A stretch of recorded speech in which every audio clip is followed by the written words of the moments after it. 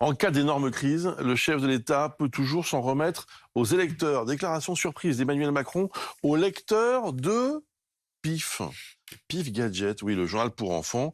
C'est une prise de parole qui surprend, forcément, Benoît Galeret. Ah oui, l'histoire retiendra, Bruce, qu'après 6 ans à l'Élysée, Macron accorde une interview à PIF avant Le Monde. Voilà ce que grince ce journaliste. C'est vrai que la parole présidentielle se fait rare, très rare, depuis le 10 janvier, depuis la présentation de la réforme des retraites. Les internautes sont donc surpris, c'est peu de le dire, de ce choix éditorial. Hier, on nous disait que l'Élysée cherchait, je cite, une idée de génie pour sortir de cette crise par le haut. Et ce matin, bim, la voilà, interview par 15 petits lecteurs de PIF. Soit, alors que leur a dit le président, sa frustration déjà quand les choses, je le cite, ne vont pas assez vite. Il évoque aussi la joie et la colère parfois dans sa relation avec les Français, mais il n'y a pas d'indifférence, assure-t-il. Ce que je préfère, c'est le contact. Mieux quand Mélina, élève de 4e, lui demande « Pourriez-vous quitter votre poste en plein mandat et comment ça se passerait si vous le quittiez ?» Réponse « Si tu quittes ton poste, c'est qu'il peut y avoir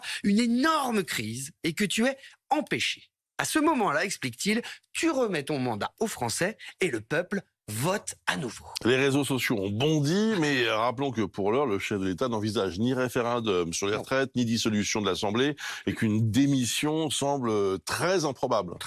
Alors, en effet, du calme. Des mômes de 6 à 15 ans n'ont pas réussi là où tous les syndicats échouent depuis des semaines. Emmanuel Macron n'a pas dit « je pars », il a dit « je peux partir ». Il aime encore son métier. Lisons la suite de l'interview. L'échange, la rencontre, essayer de comprendre ce qui fonctionne et ne fonctionne pas dans les grands choix que je mets en œuvre. La meilleure manière d'y arriver, poursuit-il, c'est de se faire sa propre idée des choses et de ne pas dépendre des partis des uns et des autres. Bref, je vous rassure, Jupiter n'annonce donc pas dans PIF qu'il recule sur l'âge de la retraite, ni qu'il abdique. Si ça arrive un jour, on murmure en coulisses qu'il réserve plutôt le scoop à la rédaction d'Ocapi, Bruce.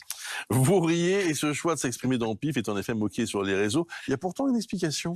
Oui, il a quand même un peu agacé. Bonne journée à tous, sauf à ceux qui pensent que s'exprimer dans PIF Gadget au milieu d'une crise politique historique est la marque d'un homme d'État. Voilà ce que tweet Sandrine Rousseau avant d'ajouter « Et tout mon respect à PIF ».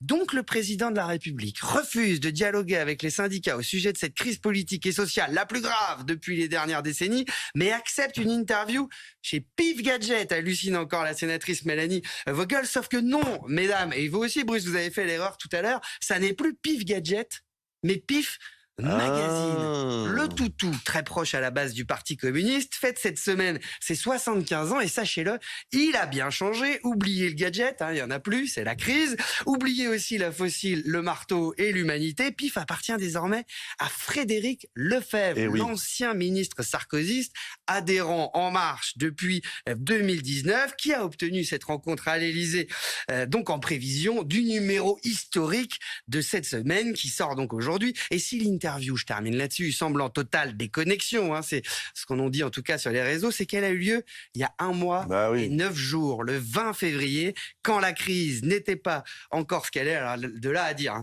que Macron n'a pas eu le nez creux, maintenant que vous avez tout le contexte de cette interview, je vous laisse vous faire votre avis.